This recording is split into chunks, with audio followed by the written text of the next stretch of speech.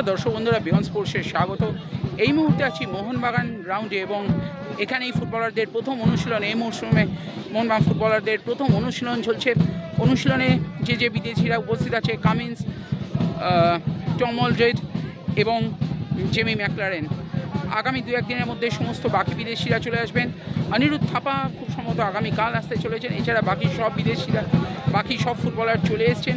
আজ মোহনবাগান মাঠে কিন্তু একটা অন্য আবেগ, অন্য মেজাজ, এবং ফুটবলাররাও কিন্তু এখন ইতিমধ্যে অনুশীলন শুরু করে দিয়েছেন। বল পায়ে প্রথমে ফিজিক্যাল ট্রেনিং, তারপর বল পায়ে অনুশীলন চলছে।